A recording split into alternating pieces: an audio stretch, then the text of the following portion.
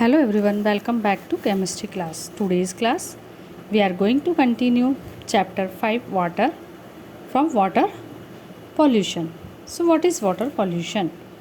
Any undesirable change in the physical, chemical and biological condition of water that make it harmful for plants, animals and human beings or the environment is called water pollution.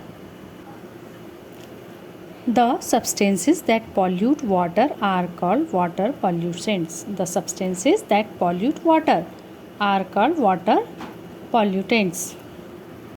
Next, causes of water pollution. Domestic sewage. When untreated domestic sewage containing feces, urine and laundry waste is discharged into water bodies, the water gets polluted.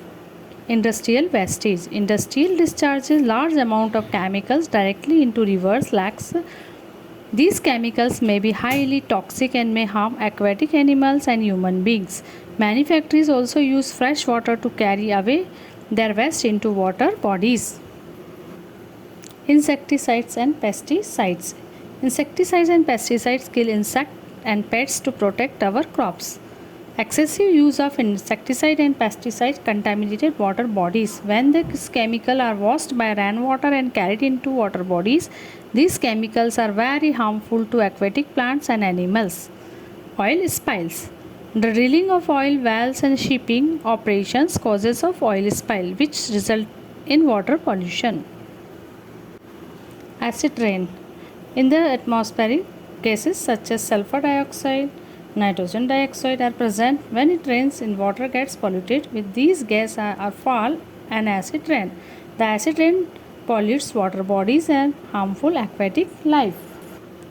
Dumping of garbage into water bodies. The dumping of garbage such as paper waste, food waste, polythene bags, metallic cans into water bodies causes water pollution. Thermal pollution. The discharge of hot water from industries and thermal plant into water bodies changes the temperature of the water. As a result, the content of oxygen decreases. The reduced oxygen content kills aquatic animals and reduces the rate of decomposition of organic matter, which therefore start water pollution.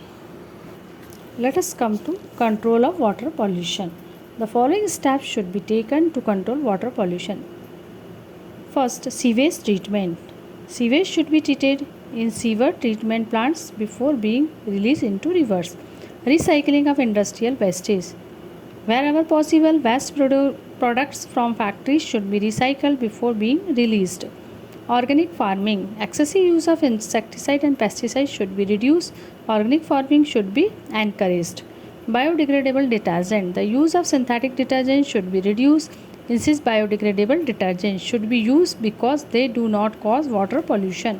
Source of underground water such as wells should be covered properly to keep them clean.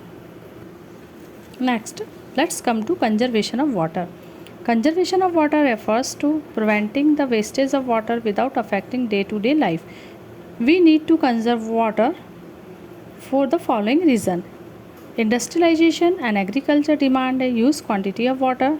The overuse of groundwater has led to scarcity of water. Crop output is affected by scarcity of water. This leads to drought and famine. How can water be conserved? The following are some important measures to be followed to conserve water. Forest areas should be increased as they help in causing rainfall. Industrial and domestic wastewater should be recycled and reduced to the maximum extent possible. Deep irrigation system should be encouraged to save water. Rainwater harvesting should be done at domestic and community level. It is a process which involves collecting, storage and the subsequent use of the storage rainwater. Rainwater is collection from the roof of buildings with the help of pipes and stored in tanks for future use.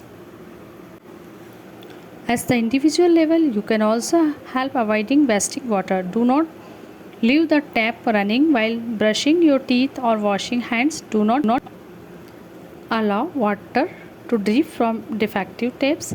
Get them fixed immediately.